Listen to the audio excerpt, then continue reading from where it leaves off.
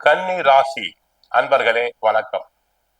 கன்னி ராசினருக்கு சனியின் வக்ர நிவர்த்தி பலன்களையும், இந்த மாத கடைசியில் வக்ர நிவர்த்தி அடைகிறார், அதை பற்றியும், குருவினுடைய வக்கரம் கடகராசியில் உள்ளது, அதை பற்றியும் இரண்டையும் கலந்து நாம் பார்க்க போகிறோம். சனி வக்ர நிவர்த்தி அடைந்து 7ல் கண்ட சனி ஆகிறார். கண்டம் என்று சொல்வோம். அனைத்திலும் கவனம் தேவை. தங்களின் செயல்பாடுகளில் கவனம் தேவை. உடல் நலனில் கவனம் தேவை. குடும்பத்தில் கவனம் தேவை. தொழில் துறையில் கவனம் தேவை. உத்தியோகத்தில் கவனம் தேவை. சனி தன் 3ஆம் பார்வையால் 9ஆம் இடமாகிய ரிஷபராசியை பார்க்கிறார். தந்தையாருக்கு உடல்நலக் குறைவு வராமல் பார்த்துக் கொள்ள வேண்டும். நல்ல சிகிச்சை தேவைப்படும்.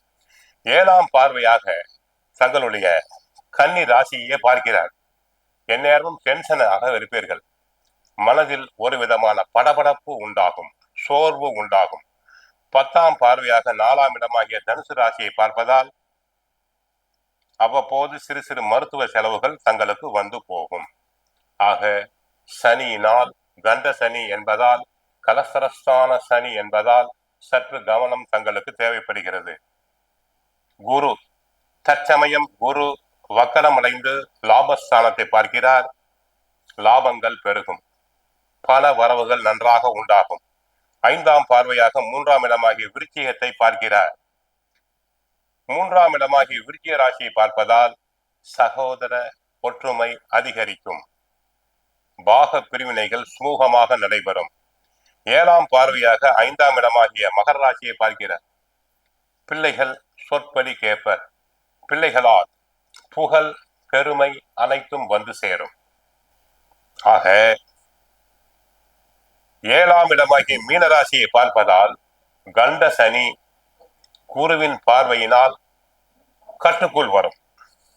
உடல் ஆரோக்கியத்தில் மந்தம், கவனம் தேவை.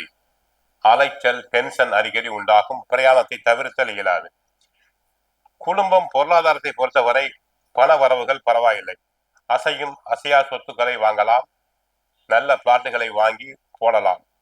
கணவன் மனைவி இடையே சிறு சிறு கருத்து வேறுபாடு உண்டாகலாம். அதிகம் வாக்குவாதம் செய்தல் கூடாது. கொடுக்கல் வாங்கலில் கவனம் தேவை. பிறருக்கு கடன் தரக்கூடாது, கடன் வாங்குதலும் கூடாது. யாருக்கும் முன்ஜாமீன் கொடுக்க கூடாது. தொழில் வியாபாரத்தில் ஓரளவு நன்மை. உத்தியோகத்தில் ஓரளவு நன்மை. உயர் அதிகாரிகள் தங்களை நன்றாக பாராட்டுவர். மற்றவர்களுடைய வேலையும் சேர்த்து செய்து புகழ் பெறுவேன். அரசியலில் சிறு சிறு சோதனைகள் வந்து தங்களுக்கு விலகலாம். தங்களை பற்றி சிலர் வதந்தியை பரப்புவர். கட்சிக்குள் நியாயமாக கிடைக்க வேண்டிய பதவி உயர்வுகள் தடங்கலாகலாம். விவசாயத்தை பொறுத்தவரை சுமார், ஆனால் கையை கடிக்காது. ஓரளவு மகசூல் அதிகரிக்கும். கலைஞர்களுக்கு சிறிது நன்மைகள். சிலர் கலை நிகழ்ச்சிகளுக்காக வெளிநாடு சென்று வரலாம். பெண்களுக்கு உரசல். நினைத்த காரியம் நிறைவேறும். ஆடம்பரம் தவிர்த்தல் வேண்டும். மாணவ மாணவியர்களுக்கு கிரக நிலைகள் சரியில்லை என்பதால் படிப்பில் கவனம் தேவை. பெற்றோர் சொற்படி, ஆசிரியர் சொற்படி தாங்கள் கேட்டுதல் வேண்டும். மற்றபடி கோயிலுக்கு சென்றால் மகாவிஷ்ணுவை வழிபடுங்கள்.